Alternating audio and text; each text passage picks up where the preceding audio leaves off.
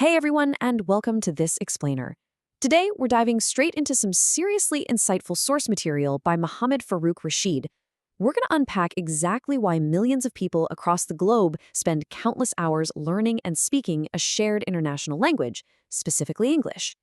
If you've ever found yourself wondering why this particular language became the universal key and, what practical doors it actually unlocks, well, you are in the exact right place.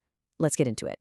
So, looking at our agenda today, we're covering 20 distinct reasons for learning English, grouped into 5 main themes. First up, language as a tool. Then, global connectivity. Number 3 is education and innovation. 4 is personal growth. And finally, number 5, the mother tongue. All right, kicking things off with Section 1, language as a tool, beyond just words. As the source material points out in this awesome quote, language is a tool for communication, learning, and cooperation. You see, learning a language isn't just some dry academic exercise where you're rote memorizing vocabulary. Not at all. It's the ultimate tool we use to understand and, just as importantly, to be understood by others. When we think of tools, right, we usually picture hammers or wrenches. But language is literally the tool that builds societies. It is the absolute baseline for all human cooperation and learning.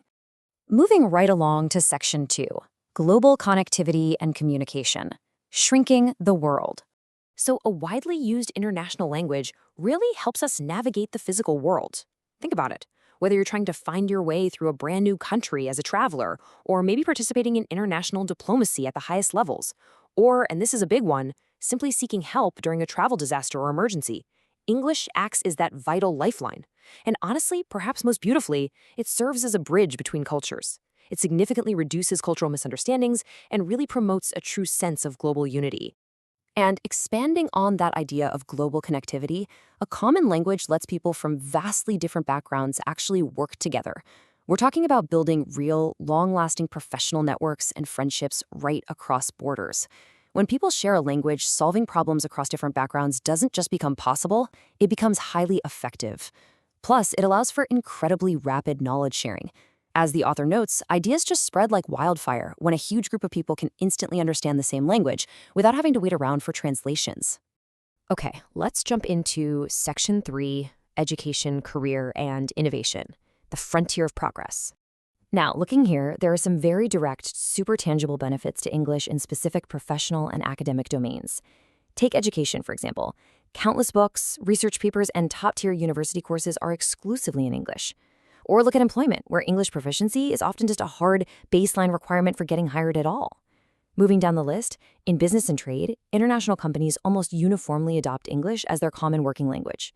And in science and tech, a massive chunk of the world's global technical knowledge is published first and sometimes only in English.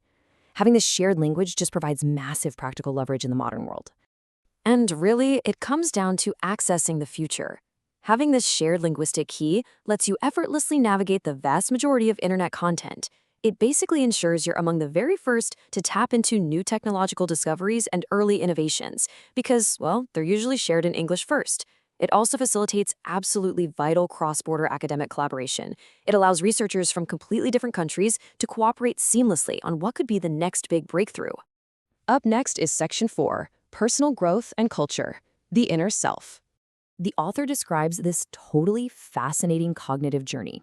It all starts with step 1, the simple act of learning another language. But doing so literally improves your memory, it enhances your critical thinking, and it boosts your cognitive flexibility. It's like a heavy workout for your brain, which, in turn, naturally opens doors to leadership opportunities and just massively increases your personal confidence, especially when you find yourself in international or unfamiliar environments.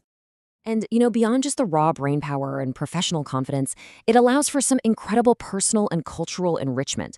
Having this linguistic key gives you direct, unfiltered access to amazing literature, award-winning films, diverse music, and totally new global ideas from around the world that you might otherwise never get to experience in their original context.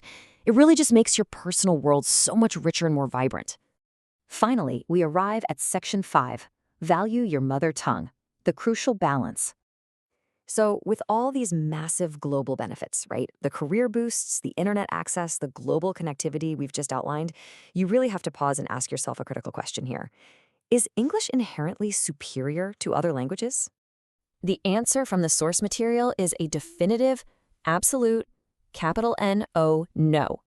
So if it's not actually superior, why English? Well, it's widely learned not because it's somehow a better or more advanced language, but simply because a very specific set of circumstances perfectly aligned.